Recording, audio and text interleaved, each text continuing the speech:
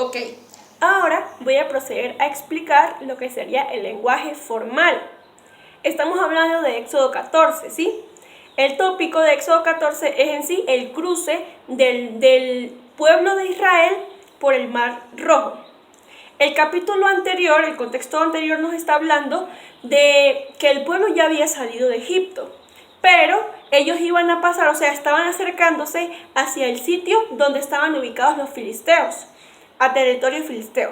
Y entonces Dios no permitió que se fueran por allí, aunque era el camino más corto para llegar hacia la tierra prometida, porque cuando los filisteos se acercaran y los atacaran, ellos iban a tener temor y se iban a querer regresar hacia Egipto. Por tal razón, Dios permitió que ellos tomaran el camino más largo, que era recorrer todo el desierto para poder llegar hacia la tierra prometida. Pero antes de eso, Dios quiso que ellos se regresaran, luego de haber llegado a la cercanía de los filisteos, quiso que se regresaran y acamparan en una llanura que se encontraba visible hacia Egipto, con el propósito de que Faraón viera y se arrepintiera de haberlos dejado ir, de haberlos dejado libres. Entonces así fue. Ellos obedecieron a lo que Dios les dijo y acamparon en el sitio donde Dios les había dicho que acamparan, lo que provocó que Faraón viera y se arrepintiera. E incluso se hizo la pregunta de que por qué motivo dejé ir al pueblo. Ahora, ¿quién nos va a trabajar a nosotros?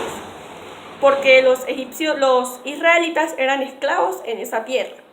Entonces, el faraón creó en su corazón, Dios permitió que Faraón endureciera su corazón para volver a perseguirlos.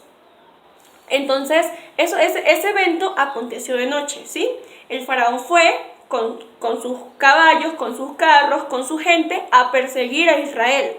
Y cuando se acercaron, los israelitas vieron que los egipcios los estaban persiguiendo y se molestaron, comenzaron a pelear a Moisés y a decirle que por qué motivo Dios había permitido y Moisés los había sacado de Egipto, si ellos preferían, que incluso se lo habían dicho varias veces a Moisés, preferían ser esclavos en Egipto y morir como esclavos a salir y morir en el desierto. Entonces Moisés pues los calmó, les dijo que Dios estaba con ellos y que Jehová pelearía la batalla por ellos. Entonces Dios le dio las directrices a Moisés, le dijo que tenía que ir cuando llegara al mar y debía agitar su vara para que el mar se abriera.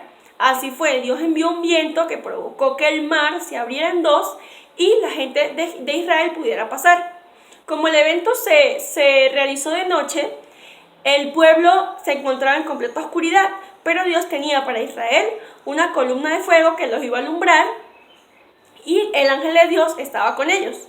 Ellos iban adelante, pero al momento del cruce ellos pasaron hacia atrás, con el objetivo de ir en el medio del pueblo de Israel y del pueblo de Egipto, para alumbrar y que únicamente tuvieran a la vista el pueblo de Israel el camino, lo que provocó que aun cuando los egipcios estaban muy cerca de ellos, no pudiesen verlos. En todo el cruce, ellos pues obviamente lograron cruzar y ya cuando se estaba haciendo de mañana, Dios le dio nuevas directrices a Moisés de que cerrara el mar con un objetivo. Y es que cuando los egipcios iban por la mitad del cruce, Dios quería cerrar el mar para que todos ellos murieran y no quedase ni uno solo vivo de los que estaban persiguiendo a Israel. Cuando Dios permitió todo esto, luego de que cada uno de los egipcios fuese inundado y arrollado por el agua, Dios permitió también que los israelitas observaran que todos los que los perseguían habían muerto. De esa forma, el pueblo de Israel, primero, logró cruzar el mar. Segundo, glorificó a Dios y aumentó su confianza en Dios, ya que sabemos que el pueblo siempre era muy incrédulo hacia Dios y hacia Moisés. Eso provocó que el pueblo confiara en Dios y no solo eso, sino que también confiaran en la palabra de su siervo Moisés. Gracias.